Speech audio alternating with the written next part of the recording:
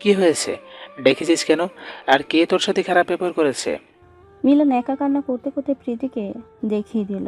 সুদর্শন দেখতে ছেলেটা যে বেশ অহংকারী তা প্রীতি বুঝতে পেরেছে তার তাকানোর স্টাইলে। ছেলেটা প্রীতির কাছে এসে বলল, তোর সাহস কি করে হয় এই নির্জন শাহরিয়ারের বোনকে অপমান করার? আমি অপমান করিনি, সে উল্টো আমায় অপমান করেছে। কি করেছে আমার বোন? প্রীতির সব বলল নির্জনকে। নির্জন নিজের বোনের দিকে তাকিয়ে বলল, প্রীতির সব বলল নির্জনকে। নির্জন নিজের বোনের দিকে তাকিয়ে বলল, একদম ঠিক করেছে আমার বোন। তোমার কি যোগ্যতা আছে এখানে পড়ার? একে তো এই স্ত্রী, আবার মুখে খই ফুটছে। যোগ্যতা মানুষের চেহারায় নয় ভিপি সাহেব, যোগ্যতা মানুষের গুণে থাকে। আর বলছেন চেহারার কথা, এটা তো সৃষ্টিকর্তার সৃষ্টি। আর যেই কালো রং এভাবে অপমান করছেন, দেখবেন আবার যেন এই রঙের প্রেমেই না পড়ে যান। বাহ, মুখে তো বেশ বড় বড় কথা।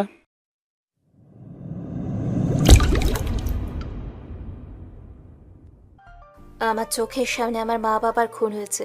আমার বাবার চোখ এখনো আমার দিকে যেন তাকিয়ে আছে। ওই চোখ দুটো আমাকে একটাই কথা বলছে, ওদের কখনো ছাড়িস না মা। যারা তোর চোখের সামনে তোর মাকে ধর্ষণ করেছে তাদের ছাড়িস না। মৃত্যু যন্ত্রণা। আমার বাবার জিহবা বেরিয়ে গেছে, মাথার একটা পাশ থেতলে গেছে, যেখান থেকে এখনো টুপটুপ করে রক্ত পড়ছে। চেয়ারের সাথে বাবার শরীরটা বাঁধা, কিন্তু বাবার দৃষ্টি যেন আমার দিকেই। আমার বাবার একটু দূরেই আমার মায়ের দেহটা পড়ে আছে। আমার মায়েরও চোখ দুটো খোলা, মায়ের মাথাটা বিছানার নিচে ঝুলে আছে, কিন্তু ওই খোলা চোখ আমায় বলছে, ওদের ছাড়িস না মা। যারা তোর বাবাকে বিনা দোষে খুন করেছে তাদের ছাড়িস না। ফ্লোরে পড়ে আছে আমার 6 মাসের ছোট্ট ভাই, যাকে নিয়ে একটু আগেও কত খেলেছি আমি। 1 ঘন্টা আগেও কত খুশি ছিলাম আমরা। আমার ভাইটাকে দেওয়ালের সাথে হাতছাড় মেরে খুন করা হচ্ছে।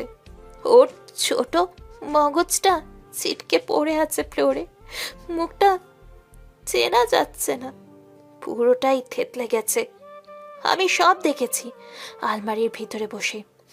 বাবার কিনে দেওয়া নতুন ক্যামেরাটা আমার হাতে। জানি না মা বাবার সাথে আর দেখা হবে কিনা, কিংবা এই ঘটনা কেউ জানবে কিনা। তবু কিছু ছবি তুলে রাখলাম। হঠাৎ শুনলাম ওরা বলছে, এই বাড়িটাতে আগুন লাগিয়ে দে, সবাই ভাববে আগুনে পুড়ে মরেছে সব। ওরা পৈশাচিক হাসি দিতে লাগলো, তারপর বেরিয়ে গেল ঘর থেকে। ওরা যেতেই আমি বেরিয়ে আসলাম আলমারির ভেতর থেকে। মায়ের দিকে তাকিয়ে রইলাম। মায়ের গলার চিকন চেইনটা খুলে নিলাম। 1 সপ্তাহ আগে বাবা মাকে গিফট করেছিল।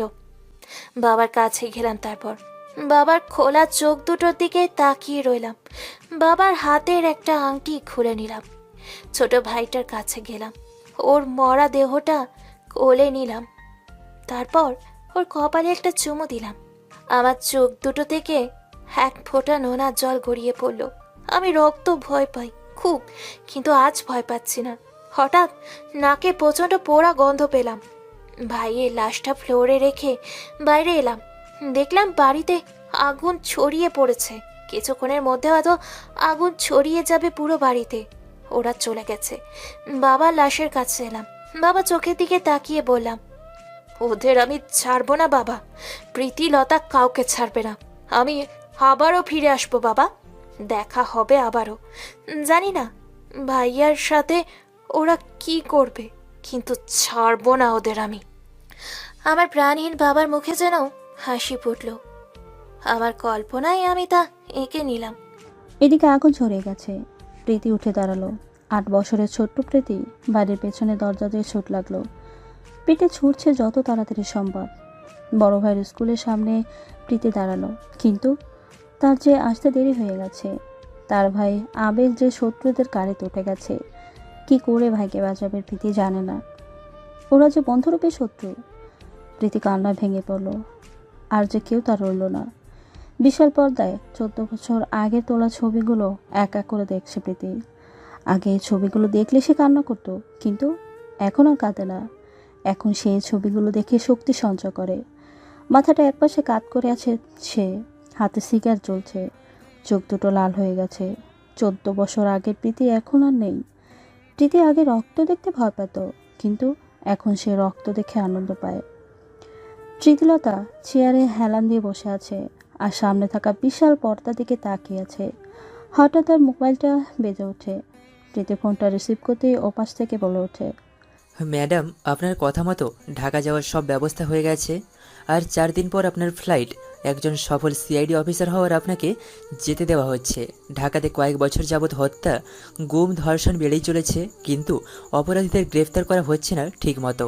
আপনি তো ডিপার্টমেন্ট জয়েন করেই পরপর প্রমাণসহ যেইভাবে কেস সমাধান করেছেন, যা সত্যি কল্পনা করা যায় না। এবার আপনার কথা মতো পোস্টিং ঢাকাতে করা হয়েছে। প্রীতিলতা ফোনটা কেটে দিল। হাতের সিগারেটটা শেষ করে আছে। সে আবারও আরেকটা সিগারেট হাতে নিল, তারপর লাইটার দিয়ে আগুন ধরিয়ে নিল। দীর্ঘ একটা টান দিল সে সিগারেটে, তারপর কালো ধোঁয়াগুলো উড়িয়ে দিল। প্রীতি পাশের টেবিল থেকে একটা ছবি হাতে নিল। ছবিটার দিকে এক ধ্যানে তাকিয়ে আছে সে, তারপর বলল, আমার জগতে তোমায় সুস্বাগতম দীপ চৌধুরী। আমার অন্ধকার রাজ্যে এবার তোমার আগমন হবে, যেখানে আসা যায় কিন্তু ফেরা যায় না। তোমায় আমি মারবো না, তোমায় কেবল নরক যন্ত্রণা দেবো আমি। তুমি মরতে চাইবে কিন্তু মরবে না, মরলে তো মুক্তি পেয়ে যাবে, কিন্তু তোমায় আমি মরতে দেব না। No no no no. জানো, আমার জগতে কোনো আলো নেই, শুধু অন্ধকার। প্রীতি নিজের হাতের দিকে তাকিয়ে বলল, জানো, আমার এই সুন্দর হাত দিয়ে এই পর্যন্ত আমি অর্ধশত খুন করেছি। রক্তে লাল হয়ে গেছে আমার দুনিয়া। আমি কাদের মেরেছি জানো? তোমার মতো টাকাওয়ালা জানোয়ারদের, যারা অসহায় মেয়েগুলোকে ধর্ষণ করে তারপর খুন করে, কিন্তু গরিব মেয়েগুলো বিচার পায় না। আর সেখানে তো তুমি আমার মাকে ধর্ষণ করেছো। তোমাকে কি করে ছাড়বো?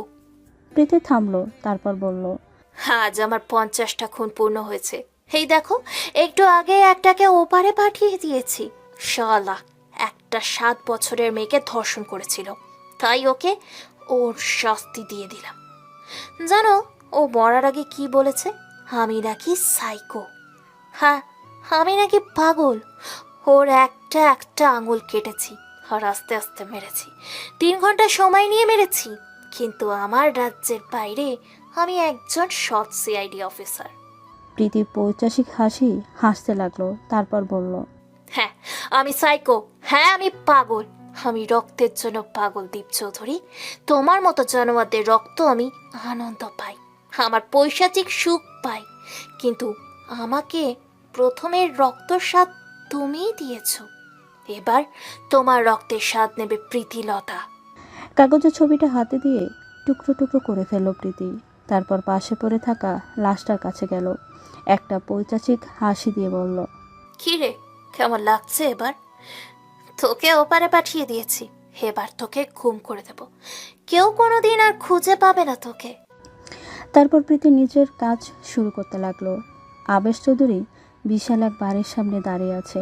হ্যাঁ, এই অভিশপ্ত বাড়িটাই তার বাবা মা, বোন আর ছোট্ট ভাইকে কেড়ে নিয়েছে। এটা এখন একটা পরিত্যক্ত বাড়ি। পোড়া বাড়িটা দেখতে ভূতরে প্রাসাদের মতো, কোথাও প্রাণের কোনো ছোঁয়া নেই। আবেশ চৌধুরী নিজের চোখে জল মুছে নিল। দুনিয়ার বুকে একেবারে নিঃস্ব সে। কাঁধে কারো স্পর্শ পেতেই পেছনে ঘুরে তাকালো আবেশ। নিজের প্রাণপ্রিয় স্ত্রীকে দেখে বলল, দেখছো, আমাদের বাড়িতে আজ কোনো হাসির শব্দ মেলে না। আমার 8 বছরের ছোট অপুজ বোনটা এখন আর আমার কোলে দৌড়ে আসে না। এই সর্বনাশা বাড়ি সব খেয়ে নিল নিরুপমা। তুমি এভাবে কেঁদো না, দেখবে সব ঠিক হয়ে যাবে।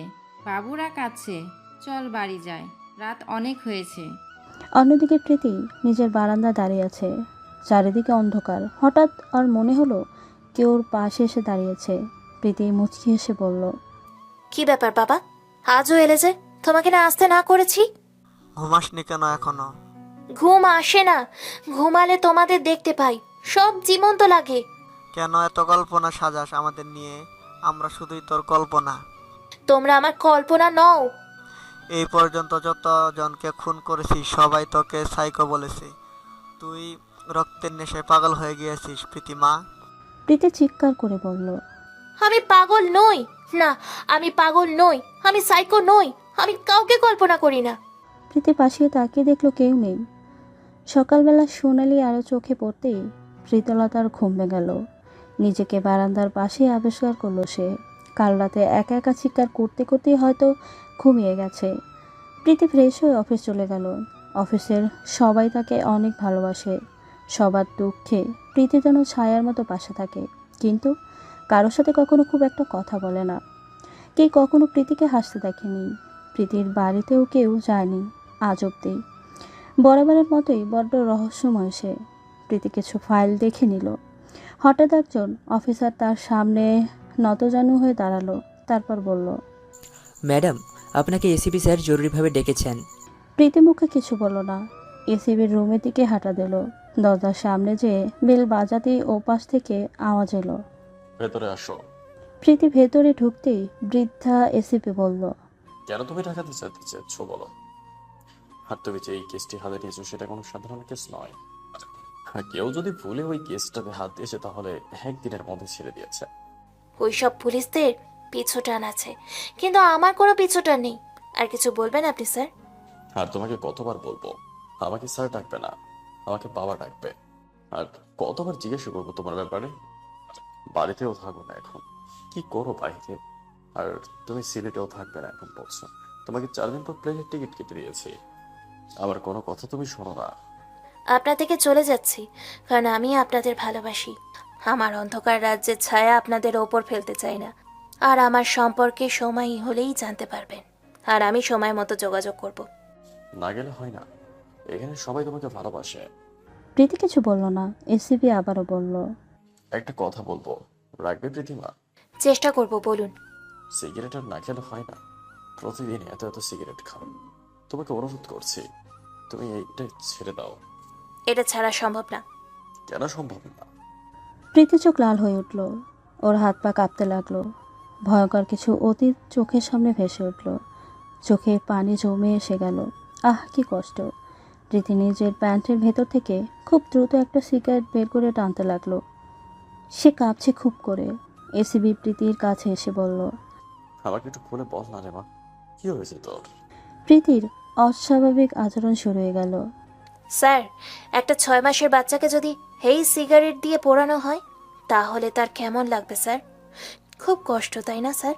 একটা মেয়েকে 7-8 জন মিলে ধর্ষণের পর যদি এই সিগারেট দিয়ে তার দেহে ছ্যাঁকা দেওয়া হয় তাহলে তার কেমন লাগবে স্যার?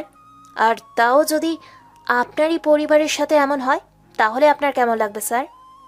এটা সিগারেট নয় স্যার, এটা আমার প্রতিশোধের একটা মাধ্যম, যেটা আজ 10 বছর ধরে আমার সঙ্গী হয়ে আছে।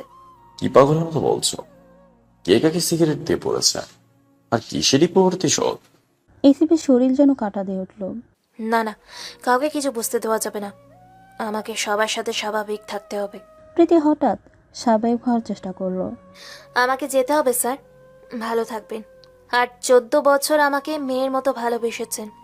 আপনার ঋণ এই জীবনে শোধ করতে পারবো না। চলি আমি। প্রীতিলতা বেরিয়ে গেল নিজের গন্তব্যে। পরের দিন প্রীতিলতা খুব ভোরে সিলেট থেকে ঢাকার জন্য বের হয়ে গেল। গাড়ি চলছে দ্রুত গতিতে, আর প্রীতিলতা তার মনে পৈশাচিক আনন্দে যেন বেরিয়ে যাচ্ছে। রাত হয়ে গেছে। ছোট্ট একটা বাসায় প্রীতি উঠেছে। তার একার বেশ চলে যাবে এখানে, একদম মিলিলি। কিন্তু বাসায় মন বসছে না। সে জানে কোথা তার মন পড়ে আছে। না, এখনই তাকে যেতে হবে। একটু আগের কেনা নতুন বাইকটা নিয়ে বেরিয়ে গেল। অপরদিকে আবেশ চৌধুরী নিজের হাতে একটা ফটো অ্যালবাম নিয়ে বসে আছে। হাত দিয়ে চোখের পানি মুছছে উনি বারবার। আবেশ চৌধুরী নিজের 4 বছরের ছেলে আর 3 বছরের মেয়েকে বললেন, এটা তোমার দাদু, বুঝলে, অনেক বড় ব্যবসায়ী ছিলেন। আর এটা তোমার দিদুন, অনেক বড় ডাক্তার ছিলেন। ছেলে মেয়ে দুটো একটা মেয়ের ছবি দিকে তাকিয়ে বলল। আবেশ চৌধুরী চোখ মুছে বলল, বাবাই, আর এইটাকে? এটা তোমাদের ফুফি, খুব বাজে ছিল। আমার সব জিনিস কেড়ে নিয়ে খেত। সারাদিন দৌড় করাতো আমাকে। এত দুষ্ট ছিল যে সব সময় বকা দিত। কিন্তু দেখ, এখন আর দুষ্টুমি করে না। এই সর্বনাশা আগুন সব শেষ করে দিল। অন্যদিকে প্রীতি দাঁড়িয়ে আছে তার বাবার তৈরি বাড়ির সামনে। 14 বছর আগে চকচক করা বাড়ির গেটটাতে মরিচা ধরে গেছে, নষ্ট হয়ে গেছে, ভেঙে পড়ে আছে নিচে। প্রীতির সামনে এগিয়ে গেল। বাগানের পাশে বিরাট একটা দোলনা বাবা বানিয়ে দিয়েছিল তাকে। ওটার ভাঙা অংশ ছড়িয়ে আছে চারিদিকে। চারিদিকে অন্ধকার। প্রীতি বাড়ির দরজার কাছে গেল। সদর দরজা মাকড়সার জালে পেঁচিয়ে আছে। জালগুলো সরিয়ে সে ভেতরে গেল। পুরো বাড়ি অন্ধকার, কালো ধোয়ার, ময়লার। এটা ভুতুড়ো বাড়ির মতো হয়ে গেছে। সিঁড়িগুলো প্রায় ভেঙে গেছে। প্রীতি সাবধানের সাথে উপরে উঠে গেল। একটা ঘরের সামনে এসে সে থ হয়ে গেল। তাকিয়ে রইল প্রীতি এক দৃষ্টিতে। প্রীতি দৌড়ে ঘরটাতে ঢুকে গেল। একটা দেয়ালের কাছে যে হাউ মাউ করে কেঁদে দিল। হ্যাঁ, এই জায়গাটিতেই তার ছোট ভাইকে সবাই মিলে আছড়ে মেরেছে। ফ্লোরে হাত দিয়ে কাঁদতে লাগলো সে। হ্যাঁ, এখানেই তার ভাইয়ের মগজগুলো ছিটকে পড়েছিল। আর একটু দূরে যে চিৎকার করে কাঁদতে লাগলো। এখানটাই তার বাবাকে ওরা নির্মমভাবে মেরেছে। বাবার পায়ের কাছেই ছোট ভাইটার লাশ পড়েছিল। প্রীতিলতা কাঁদতে লাগলো। তোমরা কেন এভাবে চলে গেলে? বাবা, আমি ভালো নেই, আমি ভালো নেই। আমার জীবনে কোনো সুখ নেই বাবা। আমি ঘুমোতে পারি না। আমি ওদের ছাড়বো না আমি। প্রীতিলতার চিৎকার পুরো বাড়িটা থমকে গেল। প্রীতি আজ 2 দিন ধরে আবারও সিআইডিতে জয়েন করেছে। যেই কেসের উদ্দেশ্যে প্রীতির ঢাকায় আসা, ওই কেসটাও আজ ওর আওতায় চলে যাবে। প্রীতি নিজের বাইকে করে সিআইডি ভবনে চলে গেল। তাকে সবাই খুশি মনে বরণও করে নিয়েছে। প্রীতি এসিবি প্রদীপের সামনে বসে আছে। এসিবি প্রদীপ প্রীতিকে বলল, কেসটা খুবই জটিল একটা কেস। আমরা অপরাধীকে সন্দেহ অলরেডি করেছি, কিন্তু প্রমাণের অভাবে গ্রেপ্তার করতে পারছি না। আর এই কেসটা কেউই এখন আর ঘাটতে চায় না। সবারই তো একটা পরিবার আছে। আপনি কোনো চিন্তা করবেন না স্যার। আমি আমার জীবন দিয়ে দেব, তবুও এই কেসটা শেষ করব। আপনাকে কথা দিলাম। তোমাকে যেই ভার্সিটিতে স্টুডেন্ট হিসেবে পাঠানো হচ্ছে, ওখানের ভিসিকে অলরেডি জানানো হয়ে গেছে। আর ওই এলাকা থেকে 1 বছরে প্রায় 100 মেয়ে গায়েব হয়েছে। এবার মনে হয় নারী পাচারকারীর গ্যাং ওই ভার্সিটিটাকে টার্গেট করেছে। নারী পাচারকারীর গ্যাংদের লোক ভার্সিটিতে আছে, কিন্তু তাদের শনাক্ত করা যাচ্ছে না। আর সাবধানে থাকবে, কারণ এই কেসের মূল আসামি দীপ চৌধুরী খুবই ভয়ঙ্কর একজন ব্যক্তি।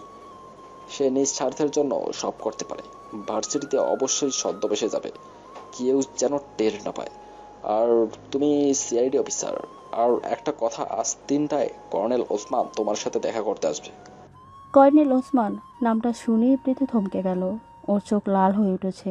প্রীতি ঘাড় কাত করে বলল, আমি অবশ্যই আসবো স্যার। তাদের জন্যই তো আমার এখানে আসা। মানে? আমি ওনার নাম শুনেছি, ওনাকে দেখার খুব ইচ্ছে ছিল। ভাবতেই খুশি লাগছে, এত বড় মাপের একজন আইনের লোককে আজ দেখতে পাবো। ওহ, এই ব্যাপার। তাহলে কাজে নেমে পড়ো। জি স্যার। প্রীতি এসিবির রুম থেকে বেরিয়ে গেল। প্রীতি নিজের টেবিলে গেল।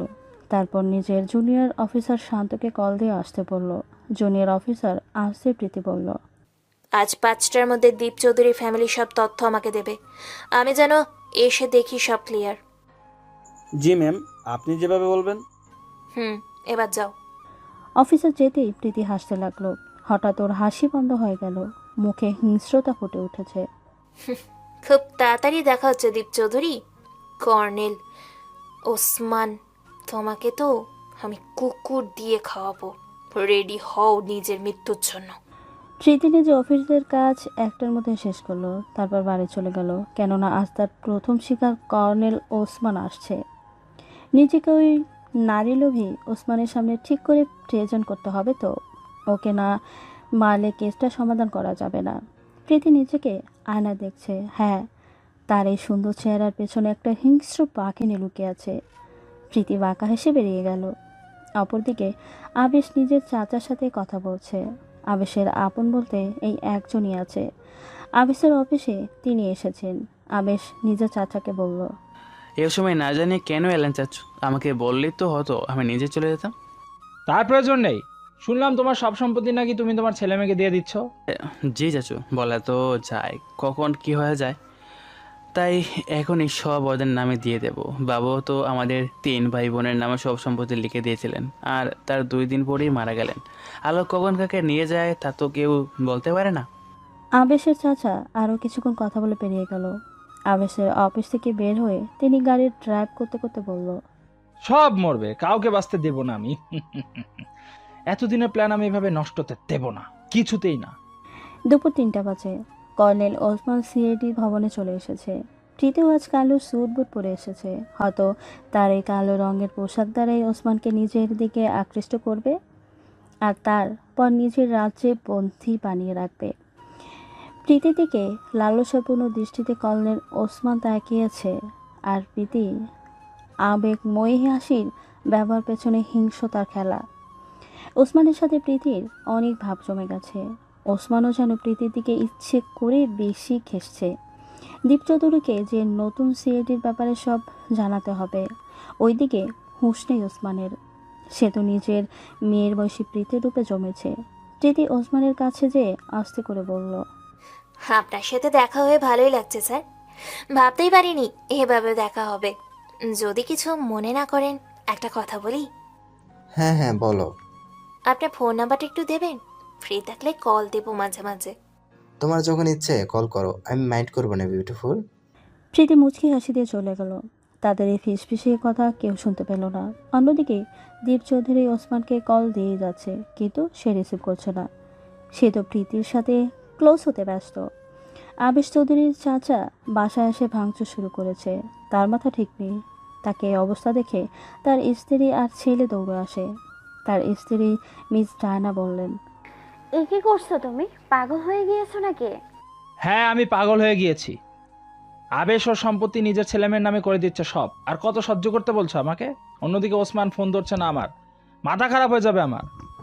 আবেশের চাচাতো ভাই দিহান বাবার কাছে এসে বলল, যদি ওই ছেলে মেয়েই না থাকে তাহলে? আবেশের চাচা বলল, মানে? দিহান মুচকি হাসি দিয়ে নিজের বাবাকে সব বুঝিয়ে দিল। বিকেল 5টা বাজে। কর্নেল ওসমান কিছুক্ষণ আগে চলে এসেছে। প্রীতি নিজের চেয়ারে বসেছিল। তখন তার ডোর বেল বেজে উঠল। প্রীতি অনুমতি দিতেই জুনিয়র অফিসার শান্ত ঢুকলেন। তারপর বললেন, ম্যাম, আপনার কথা মতো দীপ্ত চৌধুরীর পরিবার সম্পর্কে সব তথ্য কালেক্ট করেছি, এখানে সব আছে। তারপর শান্ত প্রীতিকে সব বুঝিয়ে দিতে লাগলেন। ম্যাডাম, এই দেখুন, এটা দীপ্ত চৌধুরীর স্ত্রী মিসেস ডায়না, আর এটা তার ছেলে দিহান চৌধুরী। সারাদিন ক্লাবে পড়ে থাকে। তার জীবনে মেয়ে আর মদের উপরে চলে। আর তার মেয়ে দীপা বড্ড ভালো মেয়েটা। মা বাবা আর ভাইদের একেবারে উল্টো, কোনো খারাপ রেকর্ড নেই এর নামে। দীপা চৌধুরী আরও একটা ভাই ছিল, 14 বছর আগে ফ্যামিলি সহ আগুনে পুড়ে মারা যায়। তার ভাই আয়ন চৌধুরী আর স্ত্রী চারুলতা চৌধুরী ভালোবেসে বিয়ে করেছেন। 3টা সন্তান ছিল তাদের, 2 ছেলে আর 1 মেয়ে। ছোট ছেলে আদিত্য আর মেয়ে প্রীতিলতাকে সহ 14 বছর আগে নিজেদের বাড়িতে পুড়ে মারা যায়। তাদের মৃত্যুগৃহের রহস্য আছে অনেক। আর হ্যাঁ, তাদের লাশও পুলিশ খুঁজে পায়নি। অফিসার থেমে আবার বললেন, তবে তাদের বড় ছেলে আবিশ চৌধুরী বেঁচে আছেন। আবেশ চৌধুরী বেশি আছে? কথাটা শুনেই প্রীতি কেঁপে উঠল। ওইদিকে অফিসার বলেই যাচ্ছে, আবেশের সাথে তার চাচার দীপ্ত চৌধুরী অনেক ভালো সম্পর্ক। চাচাকে ফেরেস্তা মনে করে। আবেশ চৌধুরী এখন তার বাবার বিশাল ব্যবসা সামলাচ্ছে। 5 বছর আগে তিনিও বিয়ে করেছেন। তার এখন 1 ছেলে আর 1 মেয়ে আছে। স্ত্রীর নাম নিরুপমা। প্রীতি কাঁপছে খুব করে। নিজেকে সামলে শান্তকে বলল, শান্ত, আপনি যান, আমি পরে এদের ব্যাপারে জানবো। আপনি একটু পরে আসুন। শান্ত সাথে সাথে চলে গেল। শান্ত যেতেই প্রীতি ফাইলটা হাতে নিল। আবেশ চৌধুরী তার ভাইয়ের ছবিটা জল করছে। প্রীতি ছবিটার দিকে হাত বোলাতে লাগলো। চোখ থেকে পানি পড়ছে। নিচে তার ভাইয়ের ছেলে মেয়ের ছবি। প্রীতি কাঁপছে প্রচণ্ড। ছোট ছোট ছেলে মেয়ের ছবি দেখে বুকের ভেতরের মাঝে ঝাপটে ধরল। ছবি দুটোতে পাগলের মতো চুমু খেতে লাগলো। প্রীতি চোখ মুছে নিল 2 হাতে। তারপর ফাইলটা নিয়ে বেরিয়ে গেল। আবেজাজ রাতের বেলা তার ছেলে মেয়ের সাথে বাইরে খাবে। বেশ ভালোই সাথে তার দিনকাল। অন্যদিকে আর একটা মানুষ তার ছেলে মেয়েকে কেড়ে নেওয়ার জন্য তারাই বাড়ির সামনে অধীর আগ্রহে বসে আছে। তা হয়তো সে জানেই না। রাত 9টা বাজে। আবেশ তার ছেলে মেয়ে আর স্ত্রীকে নিয়ে বাড়ির দিকে চলে এসেছে। গেটের কাছে আসতেই দেখলো দারোয়ান একটা মেয়েকে বকা দিচ্ছে। আবেশ গেটের কাছে গাড়ি থামিয়ে দারোয়ানকে বলল, কি হয়েছে রহিম ভাই, মেয়েটাকে এভাবে বকছো কেন? স্যার দেখেন, কখন থেইয়া যাইতে কইতেছি, কিন্তু এই কালার ছেড়িটা যাইতেছে না। আবেশ এবার মেয়েটার দিকে তাকিয়ে বলল, এইভাবে জামালা কেন করছো বোন? রাস্তার মানুষ খারাপ পাবে। স্যার, আজকে 2 দিন ধরে কিছু খাই নাই। আমার মেলা খিদা লাগছে, তাই কিছু খাওয়ান চাইছিলাম এই ব্যাটার কাছে, কিন্তু দেখেন আমারে কেমন ধমকাইতেছে। আবেশে কেন যেন খুব মায়া হলো। কোনো কিছু না ভেবেই বলল, কাজ করবে আমার বাড়িতে। কি করা লাগবে স্যার? আপনি খালি কন, আমারে খাইতে দিলে আমি সব করুম। আমার কেউ নাই। ঠিক আছে, ভেতরে চলো। নিরুপমা নিজের স্বামীর দিকে তাকিয়ে বলল, এইভাবে অচেনা মেয়েটাকে বাড়িতে ঢুকতে দেওয়া কি ঠিক? মেয়েটাকে খারাপ মনে হচ্ছে না নিরুপমা, আর ওর তো কেউ নেই বলছে, আর মেয়েটাকে বেশ সহজ সরল মনে হচ্ছে। তোমার যা ইচ্ছে করো, শেষে খারাপ কিছু হলে আমার দোষ দিতে পারবে না। আবেশ অচেনা মেয়েটাকে বাড়ির ভেতরে নিয়ে এলো। মেয়েটাকে আবেশ বলল, তো তোমার নাম কি? স্যার আমার নাম পাখি। আমারে আপনারা পাখি কইয়া ডাকেন। আবেশের চোখ দুটো ছলছল করে উঠেছে। সে তার বোনকেও পাখি বলে ডাকত। আবেশ বাম হাতে নিজের চোখের পানিটুকু মুছে নিল। সবার চোখের আড়ালে পানিটুকু মুছলেও অচেনা মেয়েটা চোখ ফাঁকি দিতে পারল না। আবেশ নিজেকে স্বাভাবিক করে বলল, আমরা দুপুরের দিকে কেউ বাসা থাকে না, দুপুরের পর ছেলেমেয়েরা বাসা থাকে একা।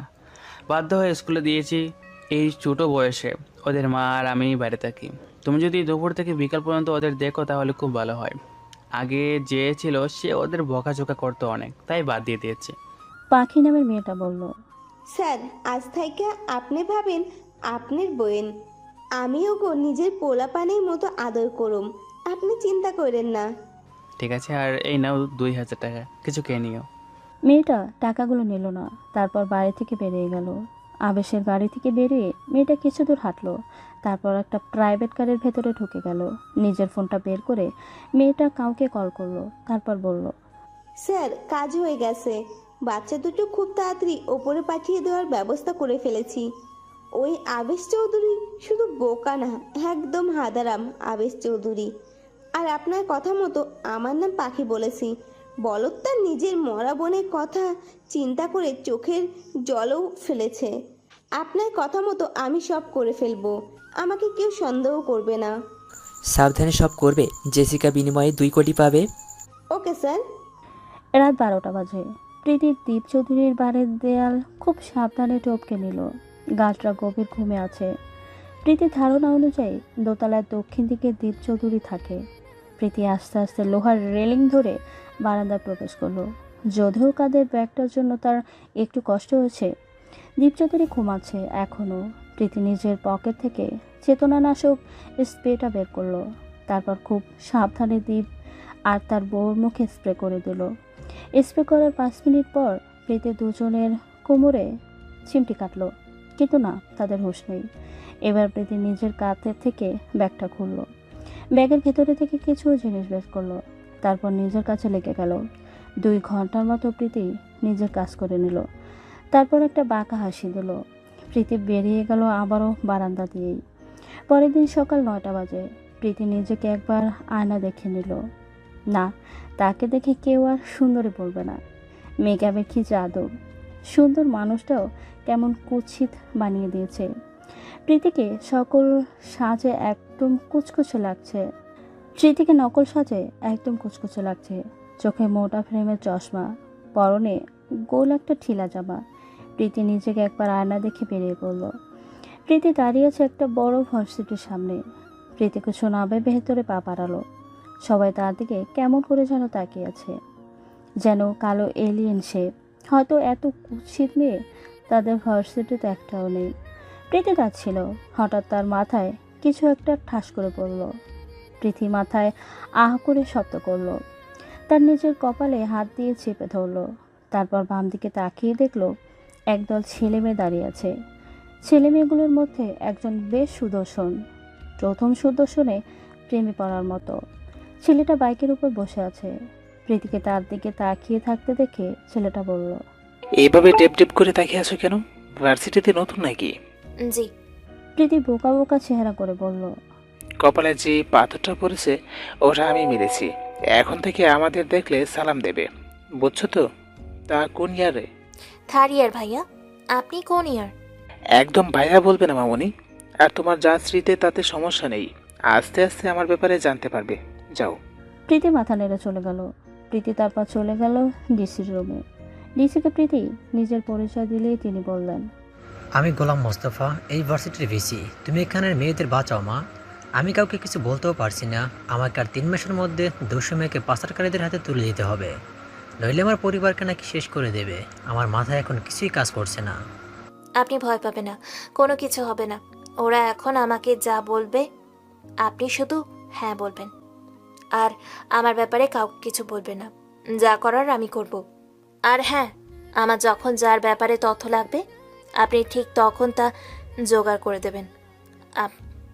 আমি এখন যাচ্ছি, বেশিক্ষণ থাকলে যে কেউ সন্দেহ করতে পারে। প্রীতি বেরিয়ে গেল রুম থেকে, তারপর ভার্সিটি ক্লাস করে চলে গেল। যদিও কেউ তার সাথে কথাও বলেনি, হয়তো প্রীতি কালো, তাই নিজের ঘরে বসে কিছু কাজ করছে প্রীতি। তার একমাত্র লক্ষ্য দীপ চৌধুরীকে সে 24 ঘন্টা নিজের নজরে রাখতে চায়। প্রীতি নিজের কাজ শেষ করলো, তারপর একটা বাঁকা হাসি দিয়ে কলের ওসমানকে কল দিল। প্রীতির কল যেতেই ওপাশ থেকে কল রিসিভ করলো। ওপাশ থেকে একটা ভারী কণ্ঠ ভেসে এলো। কে বলছেন? আমি সিআইডি অফিসার প্রীতি। কেমন আছো বিউটিফুল? একদম ভালো লাগছে না, সারাদিন একা একা ভালো লাগে না। আপনি কেমন আছেন স্যার? উফ, এসব স্যার বলো না তো, ভালো লাগে না, ওসমান বলে ডাকো। ইস, আমার লজ্জা লাগে। আমি কিছু বুঝি না, আজ থেকে নাম ধরে ডাকবে। তা তোমার মনটা কি করলে ভালো হবে? আজকে সন্ধ্যা একবার আসুন না আমার বাড়িতে, আপনি আর আমি না হয় একটু এনজয় করলাম, কি বলেন? ওসমান ঢোকিল, তারপর বলল, তুমি সত্যি বলছো? আপনি আমাকে মিথ্যেবাদী ভাবছেন? ঠিক আছে, আসতে হবে না, রাখলাম। নো নো, আমি আসবো। তবে একটা কথা, কাউকে বলবেন না যে আপনি আমার কাছে আসছেন, আর আসার আগে মাঝ রাস্তায় ফোনটা অফ করে দেবেন। কেন? উফ, আপনি বোঝেন না কেন? কেউ যদি জানে আমরা দেখা করছি তাহলে লোকে সন্দেহ করবে আমাদের। আর মাঝ রাস্তায় ফোন বন্ধ করবেন যেন কেউ আপনাকে ডিস্টার্ব না করতে পারে। দেখা গেল জরুরি কাজের কথা বলে আপনাকে নিয়ে গেল।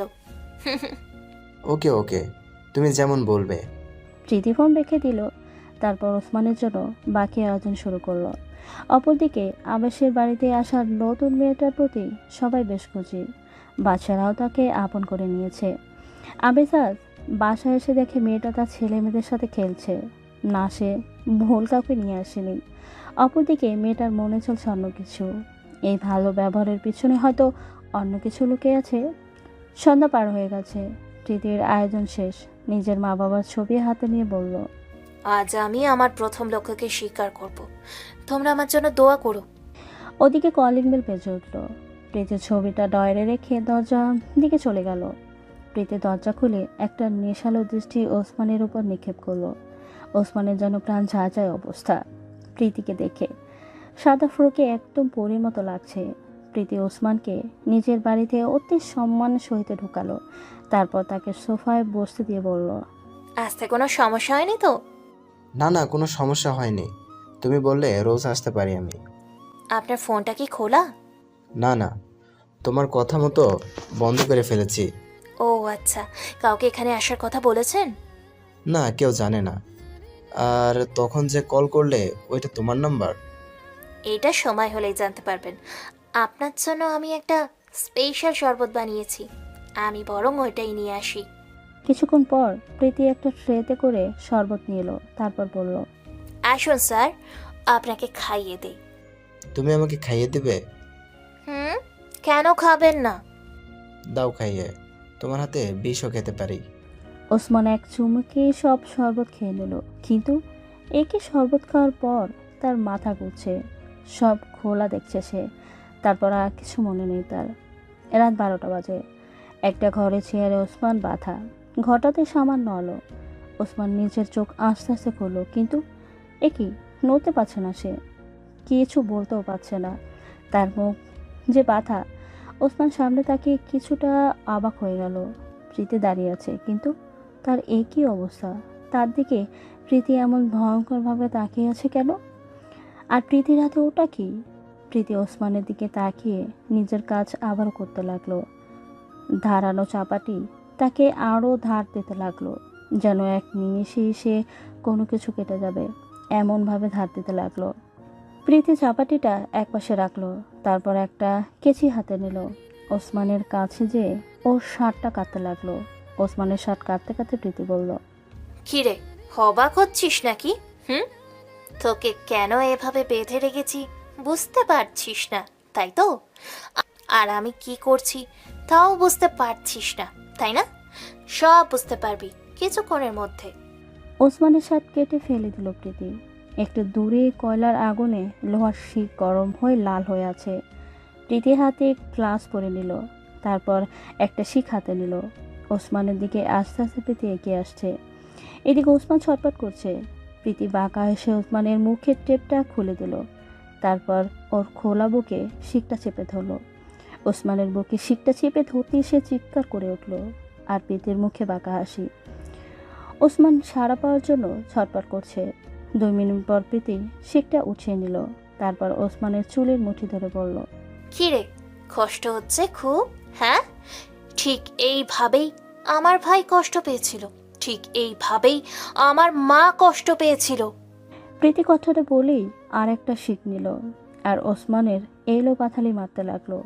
শিকের সাথে ওসমানের গায়ের চামড়া উঠে আসছে। অনেকক্ষণ পরে প্রীতি শান্ত হলো। ওসমান অস্পষ্টভাবে বলল, কে তুই? আমাকে কেন মারছিস? প্রীতি একটা সিগারেট ধরাতে ধরাতে বলল, আয়ান চৌধুরীর কথা মনে আছে, যাকে নিজের পাপ ঢাকতে তুই খুন করেছিলিস? আমি তার মেয়ে প্রীতিলতা। এবার মনে পড়েছে নিশ্চয়, এবার মনে হয় চিনেছিস। আমাকে ছেড়ে দে, মাফ করে দে। প্রীতি বাঁকা হাসলো। টেবিলে রাখা মরিচ আর লবণের গুঁড়োর বাটিটা হাতে নিল প্রীতি। ওসমান কাঁপছে। প্রীতি ওসমানের গাগুলোতে এবার মরিচ লবণের গুঁড়ো মাখতে লাগলো, আর ওসমান চিৎকার করতে লাগলো। প্রীতি ও শরীরের মরিচ গুঁড়ো লাগাতে লাগাতে বলল, যত ইচ্ছা চিৎকার কর, তোর যন্ত্রণা আমার সুখ। তোর চিৎকার কেউ শুনবে না, কারণ ঘরটাই তো সাউন্ড প্রুফ। ওসমান ঘন ঘন শ্বাস নিচ্ছে। ওসমান কোনোভাবে বলল, তুই পাগল হয়ে গেছিস, তোর মাথা ঠিক নেই, তুই একটা সাইকো। তুই যা করেছিস এগুলো সাইকোরাই করে। ওসমানের কথা শুনে প্রীতি হাসতে লাগলো। হাসতে হাসতে বলল, তুই একদম ঠিক বলেছিস, আমি আসলেই একটা সাইকো, তবে আমি সাইলেন্ট সাইকো, যাকে সহজে ধরা যায় না।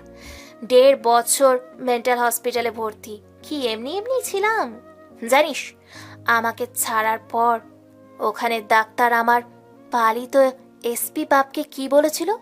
ডাক্তার বলেছিল আমি নাকি মানসিকভাবে অসুস্থ, আমার নাকি একটা স্বাভাবিক জীবন চাই, নইলে নাকি আমি সাইকো হয়ে যাব।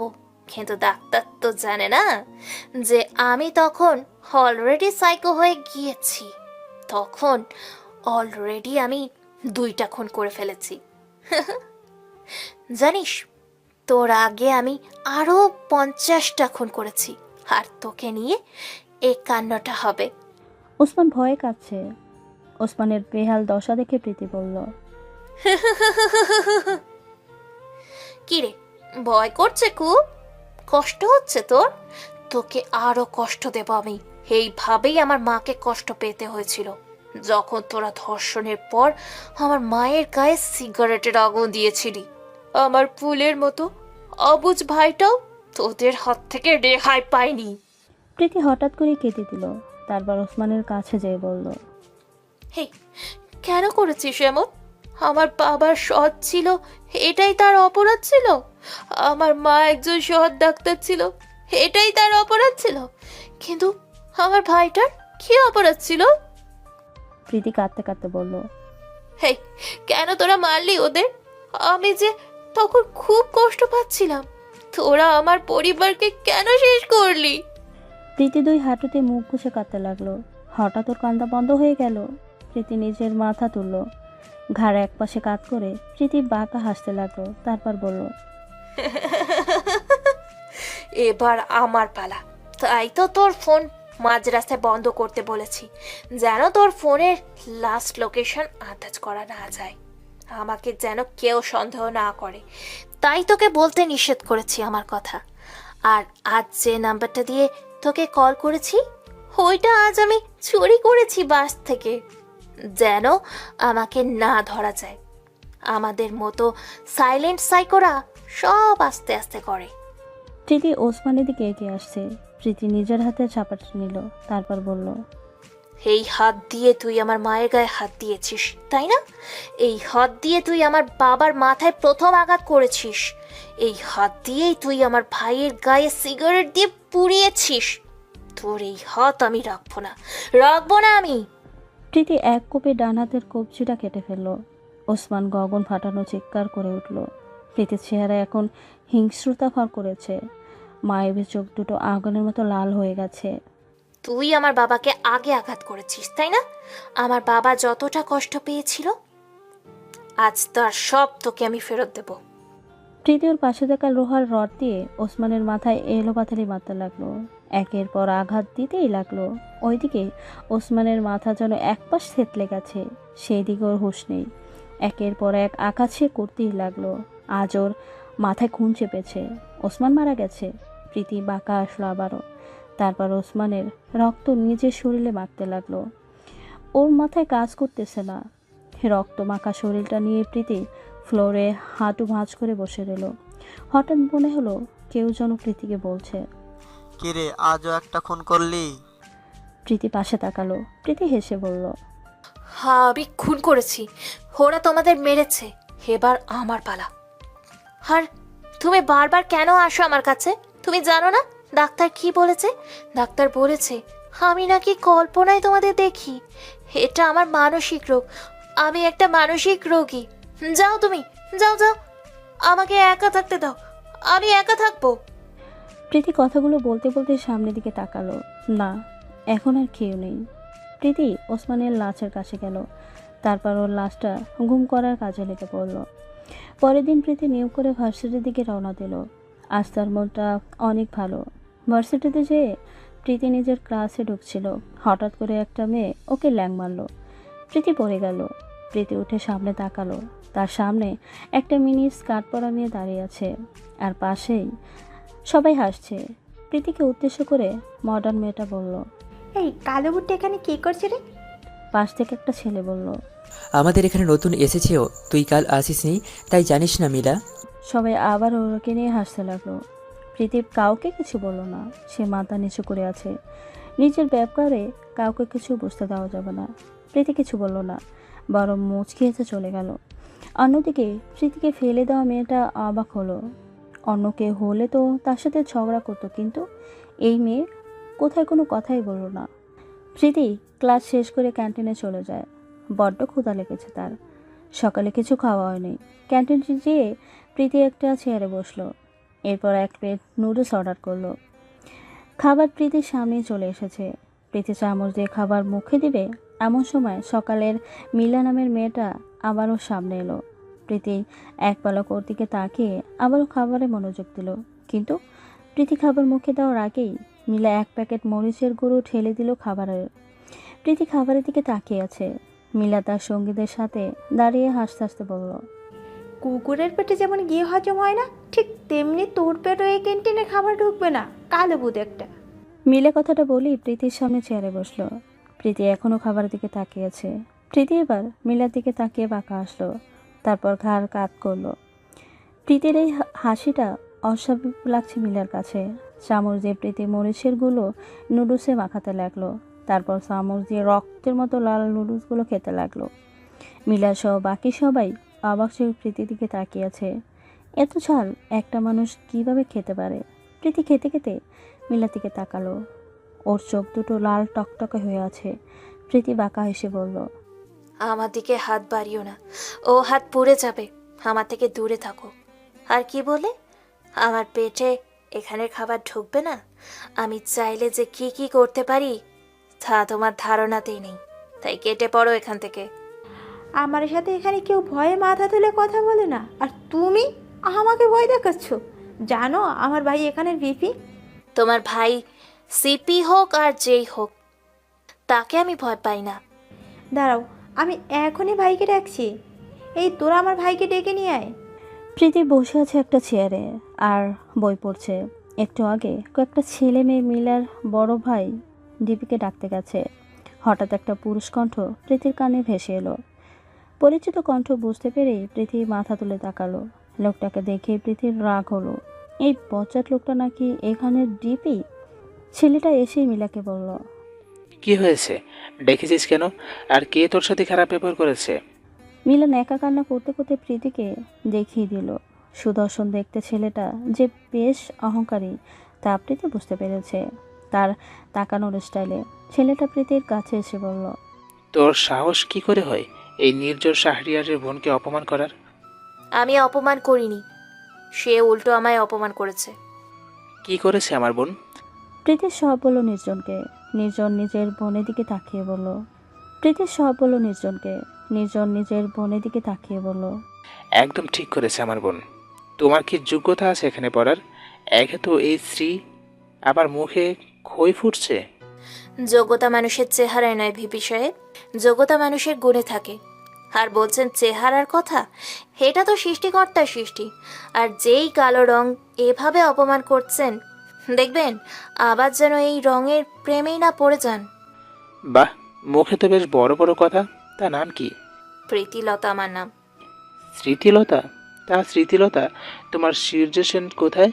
আর সে তো ইংরেজিদের বিরুদ্ধে লড়াই করার কথা। তুমি আধুনিক যুগে কি করছো? কথাটা বলেই সবাই হুহা করে হেসে দিল। নির্জন হাসছিল, কিন্তু হঠাৎ প্রীতি এমন কাণ্ড করে বসলো যে সবার হাসি থেমে গেল। প্রীতি নির্জনের হাসির মাঝেই তার গালে চুমু দিয়েছে। এটা দেখি সবার হাসি বন্ধ হয়ে গেল। প্রীতি নির্জনের কাছ থেকে সরে গেল, তারপর বলল, আজ থেকে আপনিই না হয় আমার সূর্য সেন। আগের প্রীতিলতা আর সূর্য সেন ইংরেজদের বিরুদ্ধে লড়েছে, আর আমরা প্রেম গাথা রচনা করব। প্রীতি কথাটা বলেই নির্জনকে চোখ মারল। সবাই ওদের দিকে অবাক চোখে তাকিয়ে আছে। প্রীতি নির্জনের কাছে যে ফিসফিসি বলল, এটা গতকাল বিনা দোষে আমার কপালে পাথর মারার শাস্তি, আর আজকের এটা তোলা রইল। সময় মতো ফেরত দিয়ে দেব মিস্টার সূর্য সেন। প্রীতি বাঁকা হেসে চলে গেল, আর নির্জন রাগে কাঁপছে। এই কালো মেয়েটা তাকে এভাবে অপমান করলো, এর বদলা সে নেবে, আর সেটা যেভাবেই হোক। বিকেল পেরিয়ে সন্ধ্যা হয়ে গেছে। প্রীতি নিজের ভাইয়ের বাড়ি থেকে কিছুটা দূরে দাঁড়িয়ে আছে। কিছুটা সময় পর প্রীতি নিজের শিকারকে গেটের বাইরে আসতে দেখলো।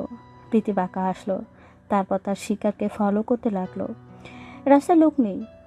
হ্যাঁ, একটু আগে আবেশের বাড়ি থেকে ছদ্মবেশে আসা পাখি নামের মেয়েটার পিছু প্রীতি নিয়েছে। মেয়েটা দীপ চৌধুরীর পাঠানো। গাড়ির কাছে যাওয়ার আগেই প্রীতি পেছন থেকে ওর মুখে রুমাল চেপে ধরল। মেয়েটা কিছুক্ষণের মধ্যে অজ্ঞান হয়ে গেল। প্রীতির পাশে অন্য একজন অফিসার এসে বলল, ম্যাডাম, এই মেয়েটাকে তো গ্রেফতার করলে পারতেন, এভাবে কিডন্যাপ কেন করছেন? একে গ্রেপ্তার করলে আমাকে মিডিয়ার সামনে আসতে হবে, আর আমি দীপ চৌধুরীর নজরেও চলে আসতাম। আবেশ চৌধুরীও ভয় পেয়ে যেত, আর আমি সব আস্তে আস্তে করতে চাই। একে তাড়াতাড়ি গাড়িতে তোলো, ওকে পুলিশ হেফাজতে নিয়ে যাও। ওকে কেউ কিছু বলবে না, ওর সাথে আমি কথা বলবো। পুলিশ মেয়েটাকে নিয়ে গেল। অপরদিকে দীপ চৌধুরীর ড্রাইভার অপেক্ষা করতে করতে ক্লান্ত। শেষে সে দীপ চৌধুরীকে কল করলো। স্যার, জেসিকা এখনো তো আসছে না। ওকে আমি কল করছি, তুমি আরেকটু ওয়েট করো। Okay sir. দীপ চৌধুরী বারবার জেসিকাকে কল করছে, কিন্তু মোবাইল বন্ধ। দীপ চৌধুরীর মাথা এবার গরম হয়ে গেছে। তিনি এর মোবাইলটা একটা আছাড় মারল, তারপর বলল, ওই ওসমানও আমার কল ধরছে না কাল থেকে, আর এখন এই জেসিকাও ধরছে না। কি হচ্ছে সবার সাথে? না না, আমাকে সতর্ক হতে হবে। রাত 12টা বাজে। পুলিশের টর্চার সেল থেকে চিৎকারের আওয়াজ আসছে। জেসিকাকে প্রীতি লাঠি দিয়ে একের পর এক আঘাত করছে। একটু আগেই তার জ্ঞান এসেছে। সেলের বাইরে থাকা পুলিশটা ঘামছে। সেলের ভেতরে কেউ ঢুকতে পারছে না। নতুন মেয়ে অফিসার যে এতটা ভয়ঙ্কর তা কেউ বুঝতে পারেনি।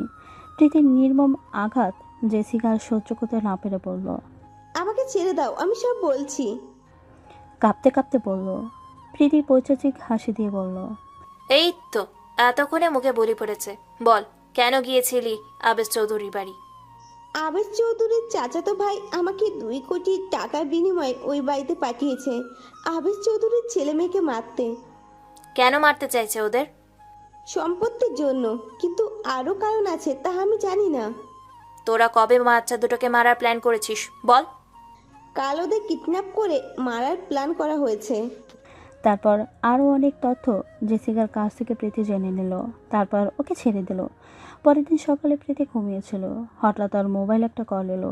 প্রীতি জানে কে কল করেছে। প্রীতি কলটা রিসিভ করে বলল, হ্যাঁ শান্ত, বলুন। ম্যাডাম, কালকের মেয়েটা মারা গেছে। আজ সকালে মেয়ে কনস্টেবল যেয়ে দেখে মেয়েটার মুখে সাদা ফেনা। পরে আমরা খবর পেয়ে ভেতরে যেয়ে দেখি সে মারা গেছে। কিছু তো জানতেও পারলাম না। কাল এত মারলেন, তাও নাকি সে কিছু বলেনি। আর আমরাও কাল রাতে সেলের ভিতরে যাইনি। এখন কি হবে ম্যাম? মেয়েটা মনে হয় কথা গোপন করতে নিজের শরীরে নিজে বিষ প্রয়োগ করেছে। সবাই সন্দেহ করছে বিষটা ওর কাছে ছিল। আমরাও চেক করিনি, তাই জানতে পারিনি হয়তো। তোমরা ওয়েট করো, আমি আসছি। প্রীতি কথাটা বলেই ফোনটা রেখে দিল। জেসিকার লাশটা প্রীতি দেখছে, মুখটা কেমন মলিন হয়ে আছে, কাল রাতের মারের দাগ শরীরে ফুটে উঠেছে। প্রীতি শান্তকে বলল, শান্ত, লাশটা কবর দেওয়ার ব্যবস্থা করুন, আমার কাজ আছে, আমি যাচ্ছি। প্রীতি কথাটা বলেই বের হয়ে গেল। অন্যদিকে দীপ চৌধুরী আর তার ছেলে দিহান সোফায় বসে আছে। দীপ চৌধুরী ছেলের দিকে তাকিয়ে বলল, তুই কাকে ভাড়া করছিস? হ্যাঁ, শালি আমার ফোন তুলছে না এখন। আবেশের ছেলে মেয়েকে মারতে হবে যে কোনো মূল্যে। তুমি কোনো চিন্তা করো না বাবা, আজকে এই আবেশের ছেলে মেয়ের শেষ দিন হবে। আজ স্কুল শেষ করে ওরা যখন বের হবে, তারপর যখন রাস্তা পার হতে যাবে, ঠিক তখনই গাড়ি দিয়ে একদম চাপা দিয়ে দেবো। যা করা তাড়াতাড়ি কর বাবা, নইলে এতদিনের সাজানো প্ল্যান সব শেষ হয়ে যাবে। দিহান নিজের বাবাকে সান্ত্বনা দিয়ে বেরিয়ে গেল। বেলা 11টা বাজে। দিহান গাড়ি নিয়ে অপেক্ষা করছে। গাড়ির ড্রাইভার সহ আজ আবেশের ছেলে মেয়েকে সে শেষ করে দেবে। স্কুলের ভেতর থেকে ঘন্টার আওয়াজ আসতেই দিহান পৌঁছাচিক হাসি দিল। অপেক্ষা করছে কখন তারা বের হবে। দিহানের অপেক্ষার প্রহর শেষ করে আবেশের ছেলে মেয়ে বেরিয়ে এলো। ছেলেটা বড্ড দুষ্ট, শুধু এদিক ওদিক দৌড় দেয়।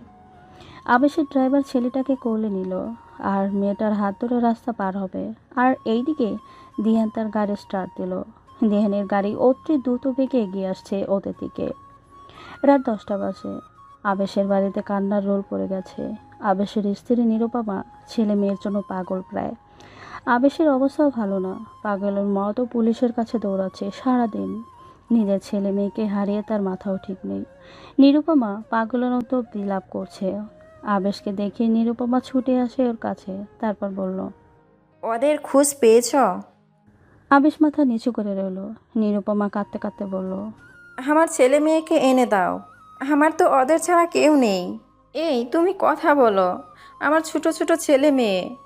আবেশ, আবেশ কিছু তো বলুন, আমার ছেলে মেয়েকে ফেরত দাও আমার কুলে। চিৎকার করে কথাগুলো বলতে বলতে স্বামীর বুকে নেতিয়ে পড়েছে আবার সে। দুপুর থেকে এই পর্যন্ত কয়েকবার নিজের জ্ঞান হারিয়েছে সে। মায়ের ভালোবাসার কাছে দুনিয়ার সব কিছুই তুচ্ছ। মা বাবার নিজের জীবন বিপন্ন করতে ভাবে না, কিন্তু সন্তানের সামান্যতম কষ্ট তাদের সহ্য হয় না। আর সেখানে যদি সারাদিন যাবৎ নিজের ছোট্ট দুটো ছেলে মেয়ে নিখোঁজ থাকে, তাহলে কোনো মা বাবার মাথা ঠিক থাকে না। আবেশের ছেলে মেয়ে আজ কিডন্যাপ হয়েছে। কে করেছে এই ব্যাপারে কেউ কিছুই জানে না। সবার সামনে থেকে ছেলে মেয়ে দুটোকে কেউ তুলে নিয়ে গেছে। ফ্ল্যাশব্যাক। দিহান গাড়ি নিয়ে আসতেছিল ওদের দিকে। হঠাৎ করে দেখলো অন্য একটা গাড়ি সেখানে তার আগে এসেছে এবং গাড়ির ভেতরে থেকে নাকমুখ ঢাকা একটা মেয়ে বেরিয়ে এসেছে। মেয়েটা বের হতে আবেশের ড্রাইভার মাথায় বন্দুক তাক করে। আশেপাশে সবাই ভয় কাঁপছে বন্দুক দেখে। দিহান আর গাড়ি নিয়ে সামনে গেল না। যদি তার কাজটা অন্য কেউ করে দেয় তাহলে সমস্যা কী? দিহান আরও একটা কথা ভাবলো, হয়তো ওই মেয়েকে ওর বাবাই পাঠিয়েছে।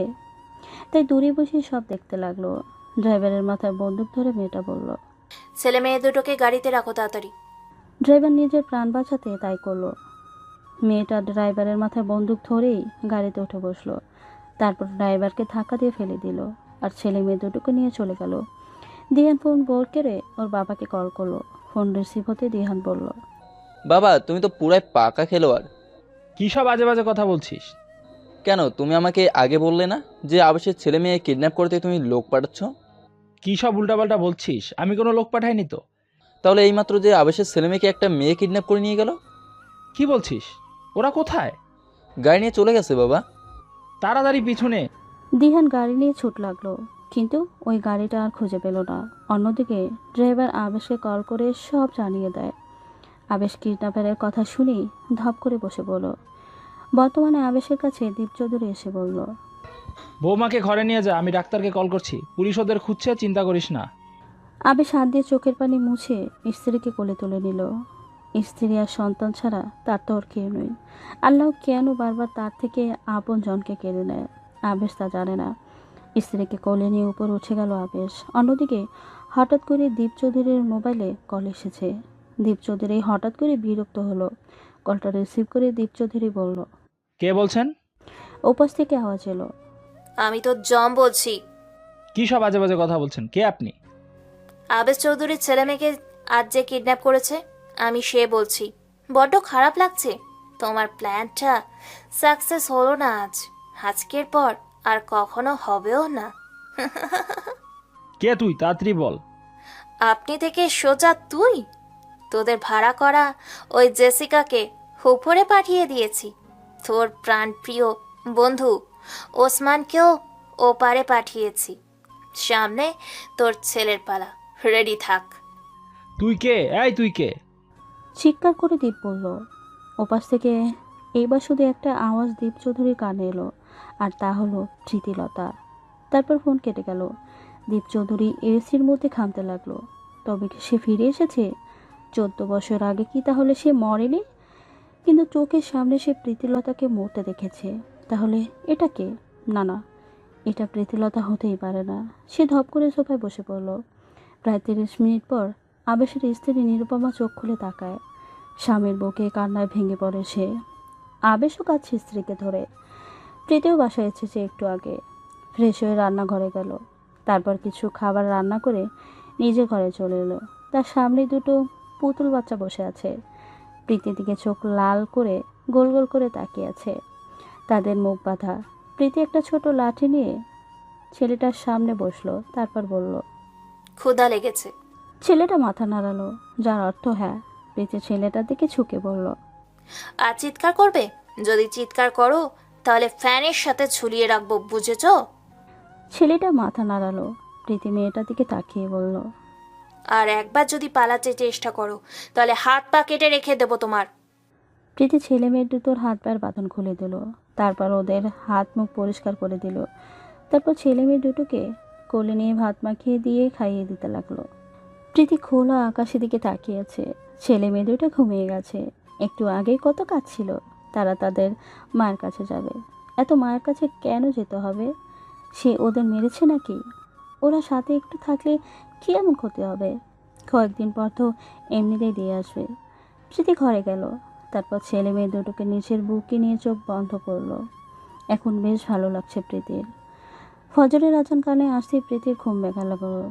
সে নামাজ পড়ে কিচেনে চলে গেল। রান্নাটা বেশ ভালো না পারলেও মোটামুটি পারে প্রীতি। এখন তো আবার ছেলে মেয়ে দুটো আছে, ওদের জন্য নাস্তা বানাতে হবে। প্রীতি নাস্তা বানিয়ে বেডরুমে গেল। সে রুমে গিয়ে যা দেখলো তাতে ওর চোখ কপালে উঠে গেছে। তার ভাইয়ের ছেলেটাও ওয়াশরুমের সামনে দাঁড়িয়ে বলছে, এই ডাইনি বেল হ, বলতি আমার ঋতু বেরিয়ে তাতে তাড়াতাড়ি কল। প্রীতি বুঝতে পারছে ছেলেটা কাকে ডাইনি বলছে। প্রীতি মুখে রাগ ফুটিয়ে বলল, এইসব কোন ধরনের কথা? আর কাকে তুমি ডাইনি বলছো? হ্যাঁ, ওকে বেল হতে বলো আমার ঋতু। উপ, আমি আর পারছি না, প্লিজ। প্রীতি কেন জানো ছেলেটার কথা শুনে খুব হাসি পাচ্ছে। কিভাবে দাঁত চিবিয়ে কথা বলছে। প্রীতি নিজের হাসি আটকে বলল, তুমি আমার সাথে চলো, আমি তোমাকে অন্য ওয়াশরুমে নিয়ে যাচ্ছি। ছেলেটা প্রীতির পিছু পিছু গেল। একটু পরে ছেলেটাকে নিয়ে আবার ঘরে এলো। এমা এসে দেখে মেয়েটা কেঁদে চোখ ফুলিয়ে ফেলেছে। ছোট মেয়েটা নিজের ভাইকে দেখিয়ে ভ্যাবা করে কেঁদে দিল। মেয়েটা কাঁদতে কাঁদতে বলল, তুই কোথায় গিয়েছিলি ভাই? আমি ভেবেছিলাম এই আন্টিটা হয়তো তোকে মেরে ফেলেছে। ছোট মেয়েটার কানে যেতেই প্রীতির চোখে জলরাশি জমা হলো। সত্যি কি সে এত খারাপ? হয়তো খুন করতে করতে চেহারায় খুনের ছাপ বসে গেছে। প্রীতি ওয়াশরুমের ভেতরে গেল। আয়না নিজের চেহারা দেখতে লাগলো। তারপর নিজের হাত দেখতে লাগলো। কই, তার চেহারা তো ঠিকই আছে। তাহলে বাচ্চা দুটো কেন ওর কাছে আসতে চায় না? প্রীতি নিজের চোখের পানি মুছতে লাগলো। প্রীতি একটু পর নিজেকে সামলে বেরিয়ে এলো। ছেলে মেয়ে দুটো বিছানায় বসে আছে। প্রীতি ওদের কাছে যেয়ে বলল, চলো ফ্রেশ হবে, আমি সারাদিন বাসায় থাকবো না, এখন একেবারে গোসল করবে, চলো। প্রীতি খুব সুন্দর করে এক এক করে গোসল করিয়ে দিল। কিন্তু বিপত্তি ঘটল ছেলেটার কাপড় পাল্টাতে যেয়ে। মেয়েটা থেকে ছেলেটা বেশ লাজুক। প্রীতি যখনই ছেলেটার কাপড় পাল্টাতে যাবে তখনই ছেলেটা চিৎকার করে বলল, প্লিজ আমাকে ছেড়ে দাও, আমাকে ন্যাংটো করো না। তোমার ভেজা কাপড় না পাল্টালে ঠান্ডা লাগবে তো। ছেলেটা হাত দিয়ে নিজের চোখ ঢাকলো। তারপর লাজুক হেসে বলল, তুমি তো মেয়ে, আর আমার মেয়েদের সামনে লজ্জা করে। এইটুকু একটা ছেলে, এত লজ্জা! প্রীতির কানে কথাটা যেতেই সে হুহা করে হেসে দেয়। হাসতে হাসতে তার পেট ব্যথা করছে। প্রীতির হঠাৎ হাসি বন্ধ হয়ে যায়। নিজের কাছে নিজেই বোকা হয়ে যাচ্ছে। আজ 14 বছর পর মন খুলে আসলো সে। ছেলেটার দিকে তাকিয়ে দেখলো ও গোল গোল চোখ করে তাকিয়ে আছে। প্রীতি হালকা হেসে বলল, ওকে, আমি বাইরে যাচ্ছি, তুমি চেঞ্জ করো, কেমন? ছেলেটা মাথা নাড়ালো। প্রীতি ওদের খাইয়ে দিয়ে নিজে রেডি হয়ে গেল। আজ ভার্সিটিতে যেতে হবে তার। যাওয়ার আগে সে ছেলে মেয়ে দুটার সামনে এসে বলল, আমি কখন আসবো জানি না, তোমরা সাবধানে থাকবে। আসার সময় তোমাদের জন্য সবকিছু নিয়ে আসবো, কেমন? ঘরে খাবার আছে, খেয়ে নিও। ভালো না লাগলে টিভি দেখো, আমি আসছি। তারপর প্রীতি সব কিছু লক করে চলে গেল। আবেশ চৌধুরী নিজের স্ত্রীকে হাসপাতালে ভর্তি করেছে কাল রাতেই। তার অবস্থা ভালো না। ছেলে মেয়ের জন্য সে পাগল প্রায়। পুলিশও তাদের খোঁজ পাচ্ছে না। অপরদিকে দীপ চৌধুরী নিজের বাড়িতে বসে আছে। তার পাশেই তার স্ত্রীর ছেলে বসে আছে। দীপ চৌধুরী স্ত্রী বলল, প্রীতি কি করে ফিরে আসতে পারে? ও তো 14 বছর আগেই মারা গেছে। আমিও তো সেটা বুঝতে পারছি না। আমি নিজে ওকে মরতে দেখেছি। আমি নিজের হাতে ওকে গাড়ি চাপা দিয়ে মেরেছি, তারপর ওর লাশ নির্জন রাস্তায় ফেলে এসেছি। ওর যে অবস্থা ছিল তা তো ওর বেঁচে থাকার কথা না। আমি নিজের হাতে ওকে মেরেছি ডায়না। দীপ চৌধুরী বলল, কেউ আমাদের ফাঁসাচ্ছে ডায়না, আমার খুব ভয় করছে। ও বলেছে জেসিকা আর ওসমানকে নাকি মেরে ফেলেছে। এবার নাকি আমাদের দিহানের পালা। ও তুমি শুধু শুধু ভয় পাচ্ছ বাবা। প্রীতি যদি ওইবার বেঁচেও যায়, কিন্তু এইবার আর বাঁচবে না। আমাদের সাবধানে থাকতে হবে, আর আবেশের সাথে এমনভাবে মিশতে হবে যেন ও কিছুতে বুঝতে না পারে, আমাদের যেন অন্ধের মতো বিশ্বাস করে। দীপ চৌধুরী বলল, প্রীতি নিজের ভার্সিটিতে এসেছে, কিন্তু ভার্সিটিতে আসতেই এমন কিছু ঘটলো যা সে কল্পনাও করতে পারেনি। কয়েকটা ছেলে মেয়ে সে আসতেই তার দিকে কালো রং ছুঁড়ে মারল। প্রীতি আপাদমস্তক কালো রঙে পড়ে গেছে। ছেলে মেয়েগুলোর দিকে তাকিয়ে দেখলো তারা হাসছে। তাদের হাতে ছোট ছোট বালতি। ভার্সিটির সবাই হাসছে তাকে দেখে। হঠাৎ তাদের মধ্যে থেকে একটা ছিঁড়েচোনা সুর প্রীতির কানে এলো। সামনে তাকিয়ে দেখলো ভার্সিটির জিপি নির্জন শাহরিয়া দাঁড়িয়ে আছে। সে মিটিমিটি হাসছে। নির্জন নিজের বোনের দিকে তাকিয়ে বলল, কি রে মিলা, কেমন দিলাম? মিলা প্রীতির চারিদিকে ঘুরতে ঘুরতে বলল, নেই যাচ্ছে না, একদম সত্যিকারের ভূতের মতো লাগছে, তবে সেই লাগছে। নির্জন প্রীতির দিকে এগিয়ে এসে বলল, এইটা আমার বোনকে অপমান করার শাস্তি। বাকিটা তোলা রইল মিস প্রীতিলতা। প্রীতি নির্জনের দিকে তাকিয়ে বলল, আপনি যদি আমার সূর্য সেন হন, তাহলে আমিও আপনার প্রীতিলতা। এবার দেখুন আমার কাজ। প্রীতি কথাটা বলেই নির্জনকে জড়িয়ে ধরল। তারপর নির্জনের দুই গালে নিজের গাল ঘষল। নির্জন প্রীতিকে ছাড়াতে পারছে না। প্রীতি নির্জনের গলায় মুখ খসতে খসতে বলল, এমন করে রোজ আমায় রং মেখে দিও সূর্য সেন। রং মাখার পর তোমায় না হয় এভাবেই আদর দিলাম। কি বলো সূর্য সেন? প্রীতি নির্জনের দিকে তাকিয়ে চোখ মারল। নির্জন প্রীতিকে এক ধাক্কা দিল। প্রীতি কিছুটা পিছিয়ে গেল। নির্জনের চোখ লাল হয়ে গেছে রাগে। রাগে কাঁপছে সে। ওর কপালের রক্ত ফুলে উঠেছে। নির্জন পারছে না এখন প্রীতিকে গলা টিপে মারতে। নির্জন চেঁচিয়ে বলল, এর প্রতিশোধ তো আমি নেবই, সেটা যেভাবে হোক। আর নিজেকে একবার আয়নায় দেখো, কালো ভূত একটা। তুমি আমার জুতোর যোগ্য নও। কাল কিস করেছো আর আজ এভাবে জড়িয়ে ধরেছো, ঠিক করনি। আমি আর শোধ নেব, ছাড়বো না তোমাকে আমি। নির্জন কথাটা বলেই চলে গেল। প্রীতির চোখে পানি। হয়তো কালো রঙের জন্য কেউ দেখতে পায়নি। প্রীতি চোখের পানি হাত দিয়ে মুছে নিল। তারপর ভার্সিটি থেকে বের হয়ে গেল।